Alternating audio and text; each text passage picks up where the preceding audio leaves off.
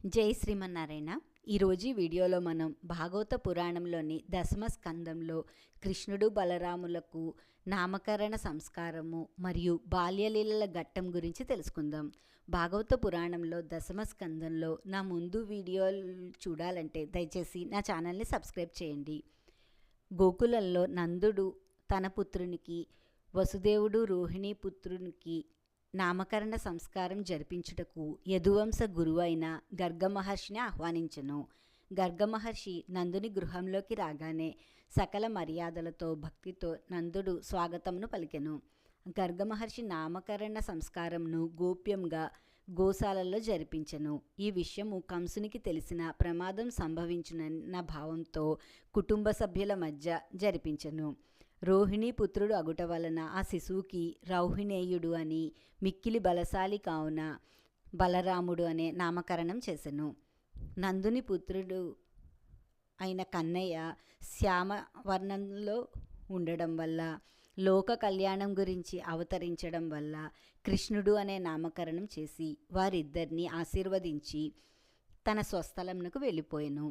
వారిద్దరి నామకరణ సంస్కారంను చూసి యశోదానందుడు రోహిణి ఆనందంతో పొంగిపోయెను. కొన్ని దినముల తర్వాత కృష్ణుడు బలరాముడు చిన్ని చిన్ని పాదాలతో పాకడం మొదలుపెట్టెను. వారు నేల మీద పాకుతున్నప్పుడు వారి కాళ్ల గజ్జలు శబ్దం విని యశోద రోహిణులు మురిసిపోయి వారిని ముద్దాడెను. బలరాముడు కృష్ణుడు నడవడం ప్రారంభించిన తర్వాత వారి బుడిబుడి అడుగులకు, వారు చేసే చిలిపి చేష్టలకు గోకులంలో వారందరూ ఎంతో ఆనందించేవారు. బలరామకృష్ణులు గోకులంలో గోవులతోనూ బాలురతోనూ నెమళ్ళు పక్షులతో ఆడుకుంటూ ఉండడం చూస్తే అందరికీ ఎంతో ముచ్చట కలిగేది. కృష్ణుడు చేసే చిలిపి పనులకు అంతులేకపోయిను. చుట్టుపక్కల ఉన్న గోపికల ఇళ్లల్లో ఎవరూ లేని సమయంలో పాలు పెరుగు వెన్నను భుజించి తిరిగి ఇంటికి వచ్చేవాడు. ఈ విషయంను గమనించిన గోపికలు యశోదతో తమ గోడు చెప్పుకున్నప్పటికీ యశోద మాత్రం కృష్ణుణ్ణి ఏ విధంగానూ మందలించేది కాదు. ఒకరోజు కృష్ణుడు బలరాముడు మన్నుతో ఆడుకుంటూ ఆ మన్నును కృష్ణుడు తినడం చూసిన గోపికలు ఆ విషయాన్ని యశోదకు చెప్పెను. యశోద కృష్ణుణ్ణి మందలించి మన్ను ఎందుకు తిన్నావు అని ప్రశ్నించగా కృష్ణుడు నేను మన్ను తినలేదమ్మా, వీరందరూ నా మీద చాడీలు చెబుతున్నారని చెప్పగా అయితే నోరు తెరిచి చూపించమని యశోద కృష్ణుణ్ణి అడిగెను.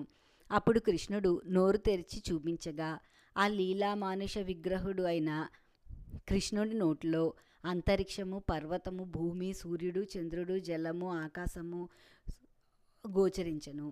కృష్ణుడి నోట్లో యశోద సృష్టి అంతా చూసి ఆశ్చర్యపోయి ఇది కళా నిజమా, బహుశా నా పుత్రుడు కారణజన్ముడు అయి ఉంటాడని అతనికి ప్రణమిల్లెను. ఆ తరువాత మరలా మాయ తొలగిపోగా జరిగిందంతా యశోద మర్చిపోయి తిరిగి తన పుత్రుడిని సాధారణ బాలునిగానే భావించెను. కానీ సాక్షాత్తు శ్రీమన్నారాయణుని పుత్రునిగా పొందిన యశోద జన్మ ధన్యమయ్యను.